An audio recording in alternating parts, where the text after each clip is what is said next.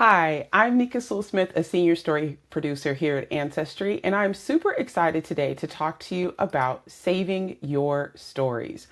What happens to your Ancestry account and all those stories you've uncovered when you've passed away? In this session, you're going to learn about Ancestry tools to preserve photos, capture voices in your family, sharing your tree strategically, and how to create a legacy plan for your research and for your DNA. You're going to walk away with some practical tips and tricks to ensure that your hard-won discoveries remain accessible and meaningful for your children, grandchildren, and beyond. All right, so there are a few nuts and bolts that I want to cover today before I jump into showing you exactly on the site how to do some of these things. So let me go ahead and share my screen. All right, so let's talk about family trees on Ancestry because this is probably the most used, I would imagine, area of the site for many of you.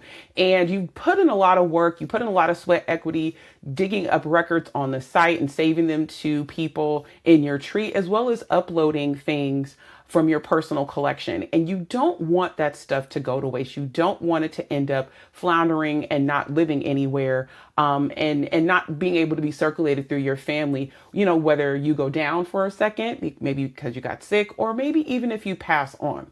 So when we're talking about family trees, we have to remember that there are a couple different types of statuses for family trees on Ancestry. You've got a public tree, and with the public tree, what that does is it is available for people to view online. Anyone who is registered on Ancestry can view your public tree. They cannot see living people. That's the one thing that you have to remember, is that a person who is registered and is on Ancestry cannot see living people if they're marked living. And that's, again, on a public tree. For a private tree, there's a couple different types of statuses for a private tree. The first status is it is private, meaning that you can't see anything on it, but it still surfaces in search results. And if someone wants to reach out to you to see what's on your tree, if it's privatized, they can message you and then you can give them access if you so choose. Then there's another status for private that is private non-searchable, meaning that your tree is private, the information's in there in private, no one can see it, and it will not surface in search results or any of that type of thing.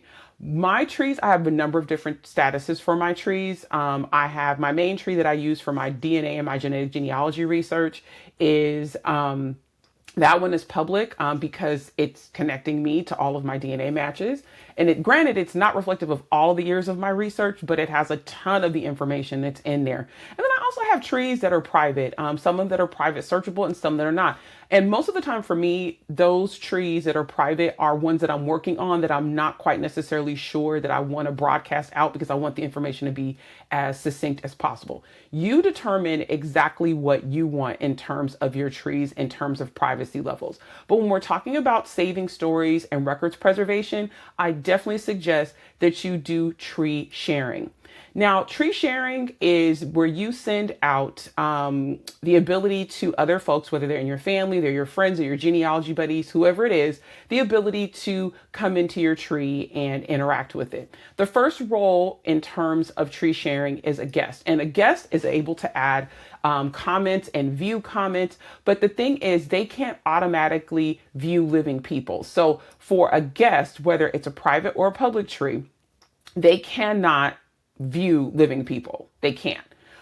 So if you're using the private tree function, you have to remember this. They can't automatically see living people.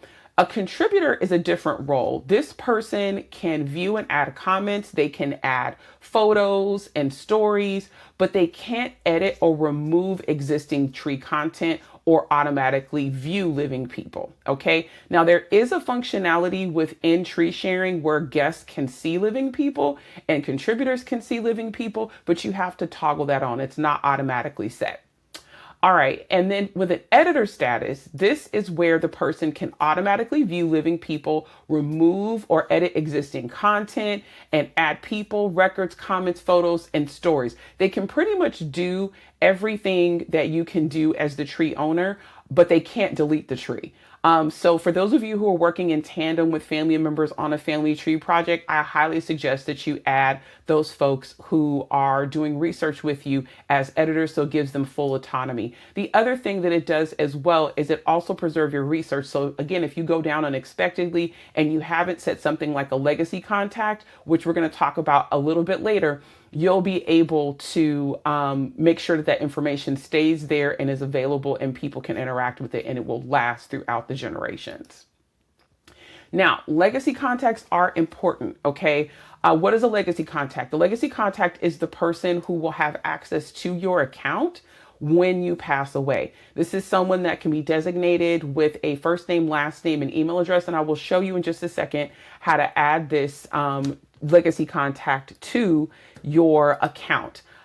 Super important, especially when you're talking about DNA. I have family members that I purchased kits for that gave me viewership access to their results. I'm so glad that they did that, because had they not, they had passed away. There was no legacy contact listed. So that information is not essentially gone, but it's a little bit harder of a process to get access to it after the person dies and there's no legacy contact. So please be sure having a legacy contact for your account means that they will have access to your DNA information and they will have access to your trees and the stuff that is saved on your account. So how do we create a legacy contact? Well, I'm going to go ahead and share my screen again and show you exactly how to do that. All right, when you are in your account settings on that main page, there is a section for the legacy contact. And again, I mentioned you're going to have a first name, you're going to have a last name, and then you're going to have the legacy contact email. And then this is the contact information that will be used so that if something happens and you pass away, this person is going to inherit the information that is on your account. All right, so we've covered legacy contacts. We've talked about public trees. We've talked about private trees, the different tree settings in terms of, who you invite. We've also talked about legacy contacts. Now we're going to talk about a little bit more. Okay, so let's talk about family plans. So again, surrounding yourself with a research community is super important, especially people in your family, maybe even fictive kin, those folks who may not necessarily be related by blood, but they may be related in terms of relation to your family. Super important. Again, you want to involve them and incorporate them into your genealogy process. Also, something else that you could do is you can establish what is called a family plan. And this is something that I really, really love. I wish we would have offered this much earlier, but we didn't, but now we do. So take advantage of it. What is a family plan? A family plan on Ancestry allows up to 5 people to share a single Ancestry membership and features. So that means that, again, 5 people can share a single Ancestry membership or subscription and the features that come along with it. Now, with a family plan, it has one payment for the 5 accounts, okay? And these are separate usernames. And with the separate usernames and passwords and privacy settings, you have the ability to have full autonomy, even though, again, everyone's, under one membership or one subscription. Okay. So especially, again, if you have a family project that you're working on, for research, and, you guys have a team, you all are working, and maybe your family chips in financially for the subscription. This might sound crazy, but my family has done things like this. They've come together to pay for the research, to help, finance when we take research trips. That, again, this would have been one of those things that my family would have participated in, which would have been donating funds to help cover the cost of a subscription so that 5 of us could work on this continually. So there are different roles for this. The family plan memberships are actually a lower price than individual memberships. So it's not as expensive as purchasing 5 separate memberships. So keep that in mind. There are different roles. There is the manager. So that's the person that is paying, or that's the paying account. And then you have the family plan members. So this is available on your account settings page, where it shows your current subscription level within the site, and you can upgrade to a family subscription or a family plan so that you and all of your respective research buddies within your family have the ability to be on the same subscription. We've talked about family plan. We just talked about that. We talked about public and private trees and the different settings and roles within those. We talked about a legacy contact. All of these things, again, have to do with creating and saving your memories and making sure that those things are preserved in perpetuity, whether or not you are here or whether or not you're not. And I'm going to get into a little bit of story time now with regard to the reason why this is so important. And some of you may be thinking, oh, I've got a long time until it's time for me to go. I don't have to worry about this. Listen, I'm telling you, be cognizant about it. And maybe what I'm sharing with you today is going to be enough of a catalyst for you to do that. So let's go into story time. This is a picture of me and my first cousin once removed, Edward Atlas. He was one of my biggest allies when it came to family history and genealogy research. Him and my mother were first cousins, and I remember him sharing with me a lot of the things that he had learned. You know, he was a generation ahead of me. He was able to be raised where our family was from. My mother did not have that experience because my grandmother great migrationed out of North Louisiana and moved to Chicago. And so Cousin Ed was just, oh my gosh, the stories he would tell me. My nickname was Kiddo. He really just acted so much like a dad and an uncle kind of at the same time for me. He supported everything that I was doing from a research perspective, bought every book I suggested to him with regard to history and genealogy and family and all of that, kept everything that I sent him. And some of you may be wondering, how do you know that this individual kept and bought all the things that you gave and sent and suggested to them? Well, here's the thing. While Cousin Ed lived to be over 80 years of age, he passed away about a year ago. And in the process of him passing away, he was not married and he didn't have any children. So that meant that his nieces and nephews and family members had to gather around to take care of his affairs. And one of the things that I had to do was that I had to serve as a witness in his probate to relationships in my family. And some of you who are watching this are probably like, oh my gosh, I never even thought that I would have to do that. I didn't think that I would have to do that as the family genealogist and family history researcher. I had no idea that I was going to be the one that the lawyers were going to come to and ask those questions as about who was related to who. And in addition to that, I was also there when we were going through his home. And you're looking at 3 bags, 1 large, 1 medium, and 1 bag, right? The 2 pieces of luggage and another bag full of photos that I took from his house. And how did I know that he kept what I sent him and that he bought the books that I suggested? Is because I found them in his home. They were there. I remember going through them going, oh my gosh, I remember when I told him to buy this. Oh my gosh, I remember when I sent him this report for the family to edit for the family history book. He kept it. Or that DVD that I made of the family reunion, he kept it.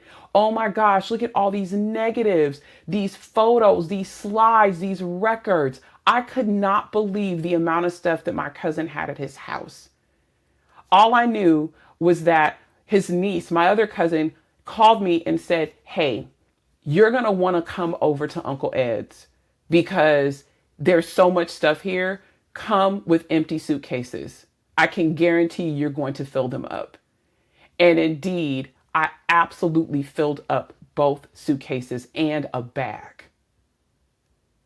So if you're listening to this story, please make sure that you share your research.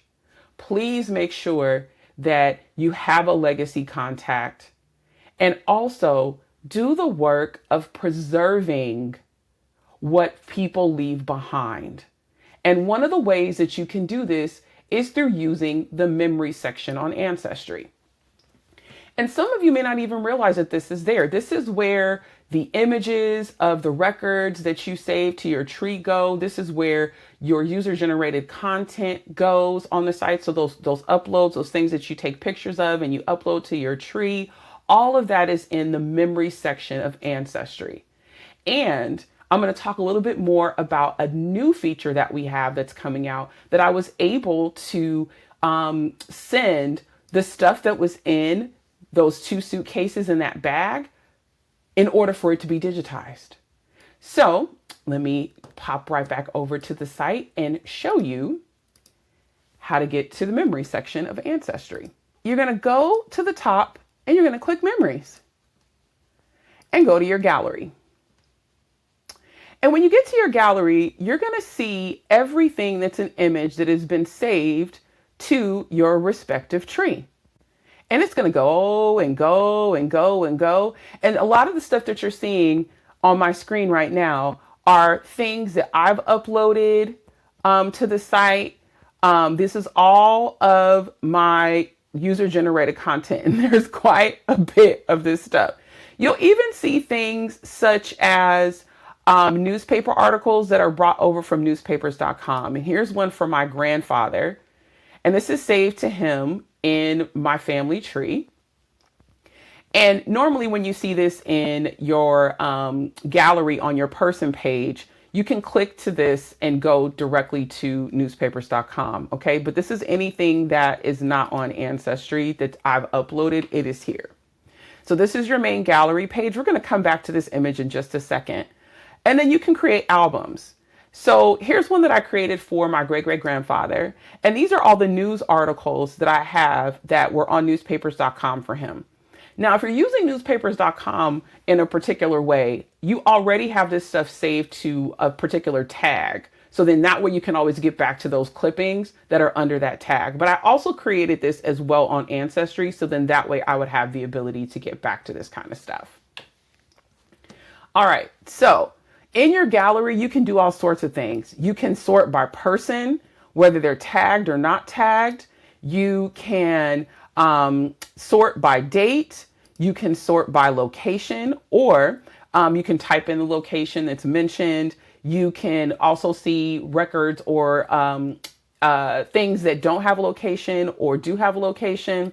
You can also add filters.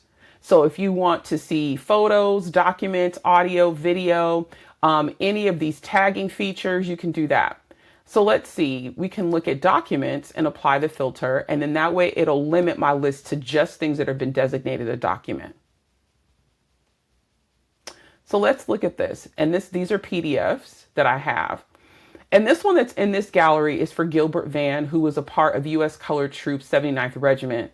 And when I came in and uploaded this particular record, I designated that it was a document. I added particular terms to it, such as the date, that it was drafted, the location, even a description. And this is important because when you start going through your gallery and you want to sift and filter through things, if you haven't done this work of really doing a good categorization of your stuff, the filters are not going to necessarily work as well. So be sure that you do that upon upload. Set all that stuff because it'll make things easier. So the description I have is this: deposition of Nick Landrum in the Civil War pension of Little Gilbert Vann, U.S. Colored Troops 79th Regiment Company K. Gives a clear distinction between the two Gilbert Vanns, were both U.S. Colored Troop 79th Regiment Company K and were cousins. Big Gilbert was his father. And here we go. This is the scan of that record. It's handwritten and it's a PDF.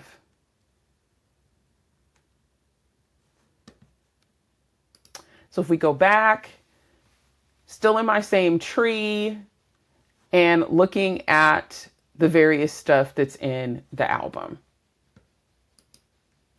All right, so we've talked about public and private trees. We've talked about a legacy contact. We've talked about family plans. We've talked about your galleries. We've talked about all that stuff. But now I want to share more information about a new feature that we have at Ancestry. It's one of my personal favorites. All right, Ancestry Preserve. This is I'm so excited for this because I know that a lot of people have stuff just sitting around and they haven't had the chance to digitize it, or they don't know, they don't have the necessary equipment. This removes that from the equation. So with Ancestry Preserve, you can convert your family memories into high quality digital files. It's so cool. You can preserve photos, videos, documents, recordings, and so much more. You also have the ability to organize it and link the files to people in your tree. You can also create a secure digital backup of your media on Ancestry as well. And you can access your files anytime, anywhere on Ancestry. That's whether you're on a computer or even if you are on a mobile device as well. It's available on the app. All right, so how do we get to Ancestry Preserve? And let me go ahead and share my screen so that you can see that. When you get to Ancestry Preserve, you request a kit, and the kit is a big box, and you fill it up full of stuff.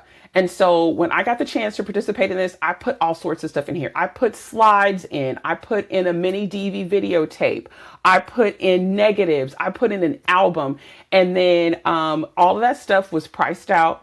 I was sent the quote, and then I determined whether or not I wanted to have the enhancement implied or not. And then once I paid for the service, then I was able to get things digitized. And there were so many incredible things that were a part of this. Going back to the suitcases that I mentioned, a lot of this stuff was in the suitcases that my cousin Edward had. And there are some incredible photos that were within this album, right? So here's the thing. This is one of the scans from Preserve. Luckily, one of my cousins went through this album and actually wrote down the names of the folks who were in the photos. She sat down with my aunt and asked her. And you notice that when I went into one of the photos, it defaulted to the tree that these memories are saved to. It also is trying to tag the people who are in the image.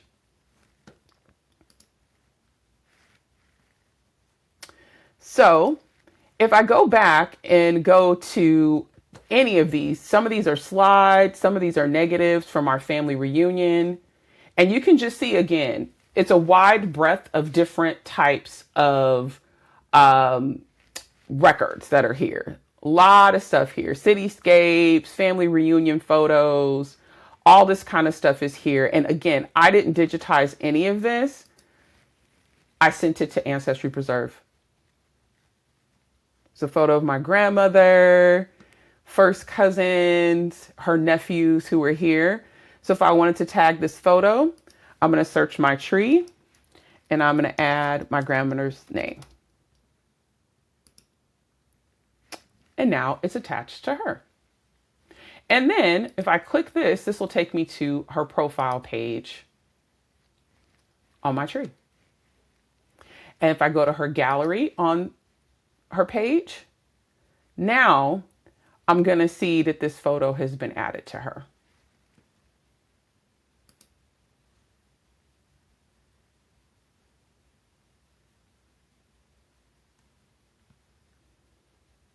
There we go. Now, if I want to be great, I want to come in and add a date and a location. I know that this is a photo and it was taken about 2005. And the location is actually, it's Southfield, Michigan. Let it auto-complete and click save. And the other thing I can do is I can tag my other cousin who is here.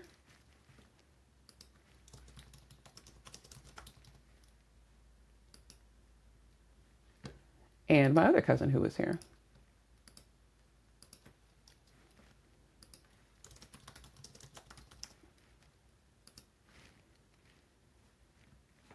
And now they're all tagged and I can go to their respective pages.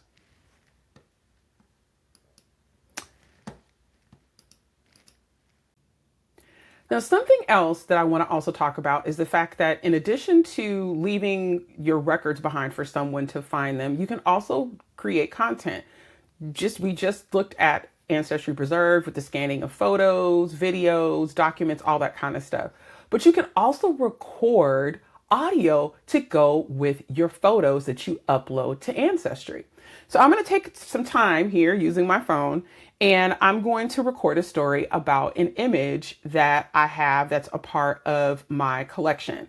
It's part of the images that cousin Ed actually left behind that I got digitized. And it's a part of my gallery now. And it's a memory that I have that, again, it's kind of some of the things were like, it's just color and things that you might not necessarily know by just looking at an image. And I'm going to show you exactly how to do it. All right. So if you are in your gallery, and you select an image, and you have to do this on the Ancestry app. So you're in your gallery, you select an image, and we're selecting this image. And if you want to record a story about it, all you do is come up to the top and you press record audio. And then it gives you a prompt. It says need something to talk about. So I can change the topic. I can get a topic. And there's random things in here from birth questions, childhood questions, marriage questions, parent questions, all of that, or just a random topic. And so here's one is suggesting what was your most memorable birthday as a kid? But I want to go back to my photo and I want to specifically record something about this image. So I'm going to record the audio, and it's really easy prompt. Tap to start a new recording. All right. This image is from our 2003 family reunion in New Orleans, Louisiana. I'm sitting there at right next to me is my first cousin once removed, Susie Lee Atlas Ammons. And sitting in front of me is my grand uncle, Lawrence Atlas. This reunion was extraordinarily hot. I remember this was the reunion that me and my sister made a pact that we would no longer have folks in the family serve as the barbecue individuals, right? The people preparing the barbecue for the rest of the family, because my uncle literally sweat through his entire clothing cooking that day. And so we made a pact. Nope, no one in the family is gonna cook. We're gonna have it catered from now on, just because my uncle was out there literally sweating through his clothes. My great uncle actually passed away a few years after this. Something else that comes to mind to me immediately about this too is that this was a couple years before Hurricane Katrina. And so I just remember being in the city. I remember it's a place that I love. I go to all the time, even now. I really have a lot of fond memories of that reunion. And even looking through this photo, I just see several people who were in it who have gone on and who are no longer here with us. But the big core memory for me is my uncle sweating through his clothes, cooking, and how hot it was. All right, so at this point, I've recorded my audio and I want to click finish. And then it allows me to link it. And so I can add a title or description. So I'm going to put here 2003 reunion, New Orleans. And I can add a description describing the reunion weather. And then link it to myself. And then who's speaking. And I pick myself. And then I can click save. And it really is that simple to upload audio. And you can do this for every single image that you have uploaded to your tree. And then you can even play the audio. All right. This image is from our 2003 family reunion in New Orleans, Louisiana. I'm sitting there at right. And not only do you have that, but you also have a transcript that will be typed up so that you can read once it gets processed. Another few things I want to also talk about before we end the session is not just about recording audio, but also I want to talk about DNA highlights. DNA highlights are incredible. So when you get your ethnicity update every year, we also have something called DNA highlights that gives you a top level view of what your regions are, journeys, all of that kind of stuff. And if you want to see exactly what this looks like, I'm going to go ahead and share that video with you now.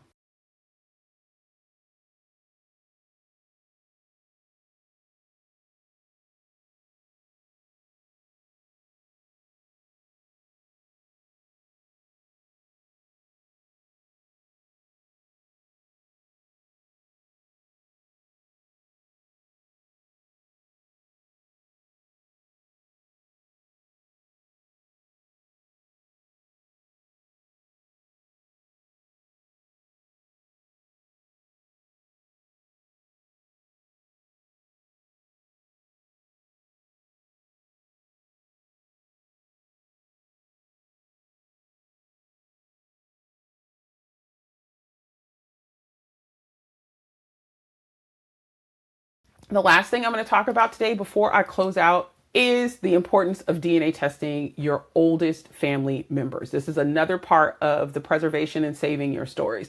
So I just talked to you about recording audio to your photos. That's a way to save your family stories. I talked about digitization with Ancestry Preserve. I talked about legacy contacts. I talked about private trees and public trees. I talked about family plan. But let's also talk about DNA. Testing your oldest family member is super important. Why? Because they are closer genetically to your ancestors than you are in terms of generations. In my family, we really made an effort to test the oldest family members, and I'm so glad that we did, especially with regard to researching enslavement and aspects or lines of our family where we had dead ends because of the system of enslavement. And so, again, I cannot implore you enough to test the oldest family members. Even though your results are wonderful and great, just like you are, your older family members are likely retaining segments that did not get passed down to your generation. And so again, make it your business to make sure that you test those oldest family members. They may be the key towards breaking through your brick walls. I am so grateful that you have joined me today for this session around saving your memories. Be sure to take part in all of the various features that I named, and I really hope and pray that you stay mindful about making sure that you preserve your stories and preserve all of your work that you have done on Ancestry. Have a great day.